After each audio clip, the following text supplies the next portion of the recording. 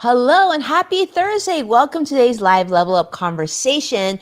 Whether you're tuning in live or catching me on replay, I'm so grateful to have you here on this beautiful week of June. Happy Thursday to you, and let's dive right in. Welcome to Level Up with Winnie Sun.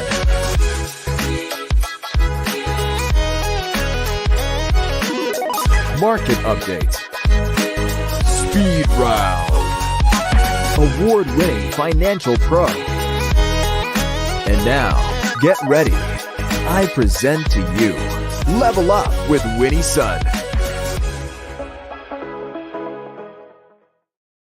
Hello, friends. Happy Thursday to you. It's so great to be here with you. Did you miss me yesterday? For those of you who are regulars, I did miss you yesterday. Yesterday was a very busy day. So thanks so much for being patient. Thanks so much for joining me live today. A big hello and welcome, of course, to Joshua on YouTube Live. What a treat to have you here. Definitely don't take it for granted. And I saw that retweet and I so appreciate your support. Thank you so much for being here. Hello, friends. For those of you who are brand new to the show, I'm Winnie Sun, your host and award-winning financial pro, a Forbes contributor, and a CNBC council member. Of course, we are here live on over half a dozen social media platforms. So if you're brand new or even if you've been here before, jump in, take a moment to introduce yourself. Say hello. Would love to see where you're joining me from this beautiful summer. Let's start and tell you how the market closed. It's kind of a mixed market, if you will, today. The Dow closed down almost 5 points, so not that bad, down 4.81. NASDAQ closed up 128 points. We'll take it. And the S&P 500 also up positive territory, up 16 points as well. And some of the news that came to them, and share with you some of the big headlining news that I thought should be on your radar. And one of them is something that we've been talking on this show about in the last few months about inflation and what the Fed chair thinks about this and whether we're going to have more interest rate hikes or things are going to get better. Is it means what does that mean about jobs here in the United States and so much more? Well, here's the deal. Fed Reserve Chairman Jerome Powell suggests that U.S. inflation here is actually going to start to cool down.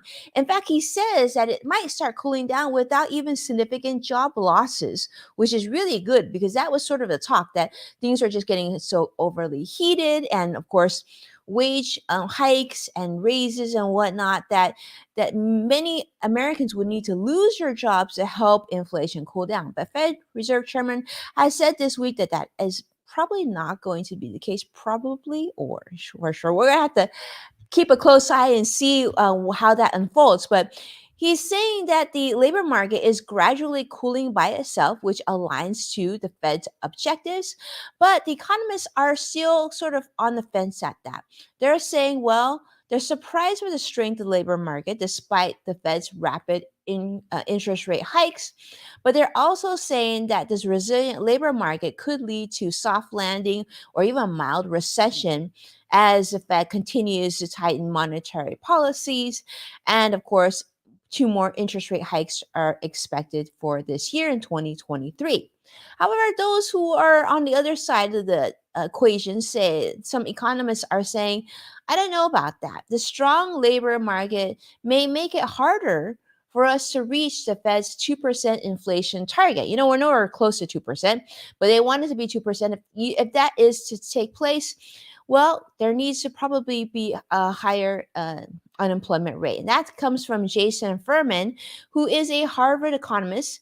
He's saying that higher unemployment absolutely needs to take place, probably closer to a 10% level of unemployment, which would be necessary to bring inflation back to earth here.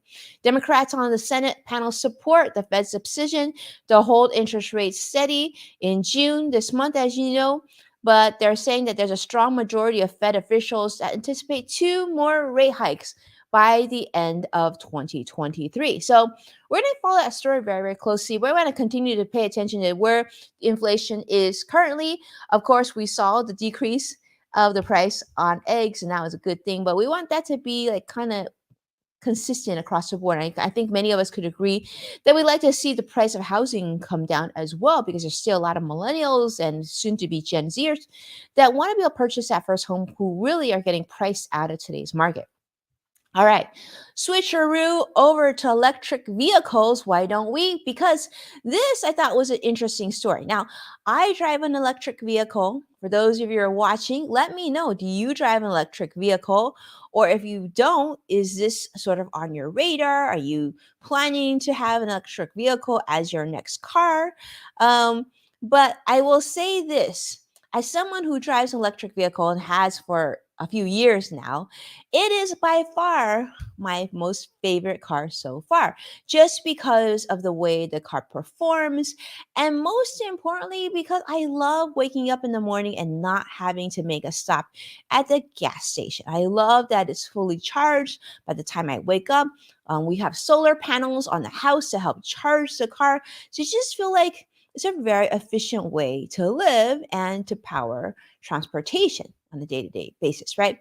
Well, according to a recent JD Powers Associates report, this is a 2023 initial quality survey or study. Here's what we learned. New vehicles are experiencing more problems, electric vehicles in particular, partly due to the introduction of this new technology, including safety systems. And so, for those of you who've been following the stories about Tesla and electric vehicles, you've obviously heard about like the concerns of like explosions and other things that have happened with these sort of vehicles, self-driving technology. Well, the study reveals that industry-wide problems per 100 vehicles surveyed have increased by 12 to an average of 192, following an 18 problem increase in the previous years of study. So they're saying advanced driver assistance features like lane departure warnings, automatic emergency braking, as well as wireless charging pads for smartphones are just among of the many growing issues identified with electric vehicles, right? So, surprisingly, even though basic elements such as door handles are causing problems for automakers with electrical vehicle, accounting for the majority of the worst offenders. So, some of the brands, though, that continue to do well are like Dodge, Ram, Romeo, top the quality rankings, while companies such as Tesla, Polestar, and Volvo, which also has an electric vehicle, landed at the bottom of the list in terms of quality control. Now, General Motors continue to perform well, as well as all four of their brands, including, believe it or not, GMC, Cadillac, Chevy, Buick. Actually, interesting enough, I remember when I was growing up, we didn't know Cadillac to be, or Buick to be, a quality, consistent brand. I always heard about like that, they weren't the most reliable cars, but maybe that's changed, especially since they still have plenty of gas vehicles versus electric vehicles. Ford, on the other hand, had below average performance on many of their vehicles, including their Lincoln brand as well. Hyundai and Kia were above average, while Toyota, believe it or not, this was interesting, underperformed compared to its reputation for quality.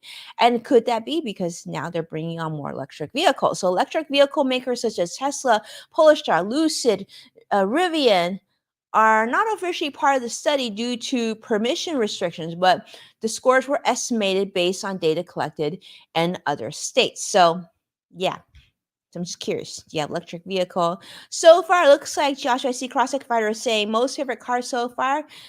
Winnie just rhymed. Did I just rhyme? Yeah, I guess so. Car and far. Yes. My favorite car so far has been my electric vehicle. I'm not sure that I'm going to be a Tesla driver forever. I will just put it out there. But I do think electric vehicles are definitely in my future. I really do love the way they drive. I love how clean they are in terms of like the exhaust, right? And my kids like the technology. I got to say, they do love sort of the toy and gaming features of the car. So, yeah, it is what it is. All right, so segue over. Let's talk about Amazon Prime. Now, raise your hand if you have Amazon Prime. Okay, I can't see you. So you have to like maybe, message out or comment with a hand emoji so we can see if you have Amazon Prime. Here's the thing: the U.S. Federal Trade Commission, or the FTC, this week has accused Amazon of enrolling millions of consumers into its paid, and by the way, pretty pricey subscription service, Amazon Prime, believe it or not, without their consent, and making it very difficult for them to cancel. Yeah. The FTC has alleged that Amazon used what they are calling manipulative and deceptive user interface designs to trick consumers into unknowingly enrolling and automatically renewing Prime subscriptions using tactics that they are calling dark patterns. That's a new term I wasn't familiar with. Dark patterns. But for those of you who have Amazon Prime, I have Amazon Prime, but I do know that I signed up for it. First of all, do you know that you have it? And if you do have it, do you know whether or not you actually manually signed up for it? I will say this: I do think my husband fell victim to this, because I remember at some time we actually had two Amazon Prime accounts. And I was like, why do we have two accounts? I have the account. I added you to the account. So you should, but like, literally, I think we ended up paying 1 year. I think it actually might have even been last year, two Amazon Prime accounts. Not really happy about that, but maybe this is what they're talking about. So this lawsuit now from the FTC is seeking civil penalties and permanent injunction to prevent future violations from Amazon, as the FTC claims, or aims, I should say, to rein in market power of big tech firms. So, as you know, Amazon Prime is the world's largest subscription program. I actually didn't know that. I actually am surprised that Amazon Prime subscription program is even bigger than Costco membership. Wow. I'm curious to see what the difference between those two are. But this generates $25 billion in revenue annually and offers various benefits, including, as you know, fast free shipping, discounts, access to music, movies, TVs, and things like that. But yeah, still quite pricey. Now, Amazon is claiming that the FTC claims are absolutely false, and that it makes it very clear and very simple for customers to both sign up and cancel their Prime membership. So I want to hear from you. Do you feel like it's clear? It's easy to, that's very clear that you sign up, and that's really simple for you to cancel your Prime membership. I see Joshua said that Joshua used to have Amazon Prime, but not anymore. Was it easy for you to cancel? I don't know. Maybe you haven't had it for sometimes, you don't know.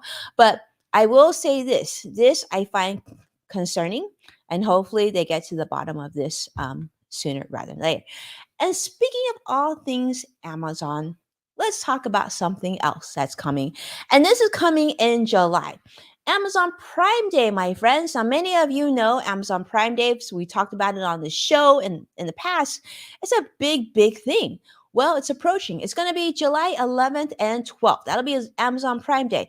That means that, as you know, there's going to be deals coming. And for those of you who have Prime membership, well, there'll be early deals available for you to purchase. These deals include discounts on things such as you're familiar with them, like TVs, like Fire TVs, Ring video doorbells, soda machines, like Bluetooth headphones, and a lot of technology, and even some cooling pillows, I guess.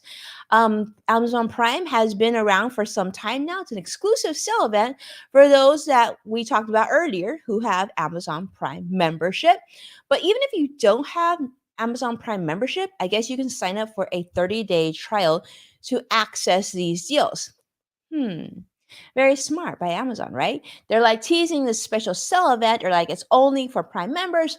But if you want to get in on the deals, you can have a 30-day trial to access the deals.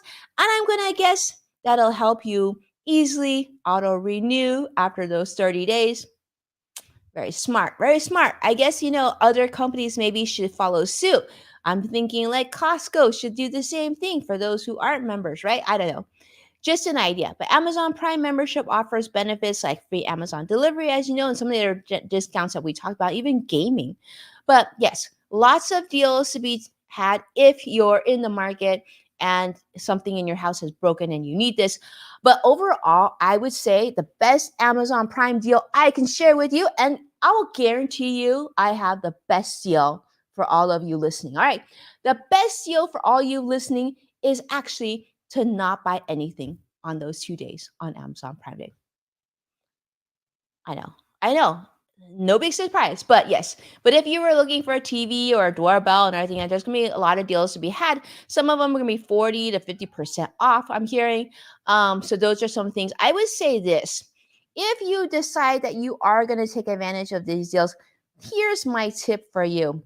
Even before you jump on Amazon, write down the list of things you absolutely need, needs versus wants, right? Put the things that you absolutely need and then go to the deal. So like don't go shopping and then make your list. Make your list and then go shopping. And of course, compare different companies, because what I've seen, and I'm sure you've seen this too, during Amazon Prime Day, you also see discounts at a lot of the competing retailers as well, taking advantage during this time. So this gives you a chance to compare, contrast, and of course, do a little bit of shopping and making sure that you absolutely get the best deal.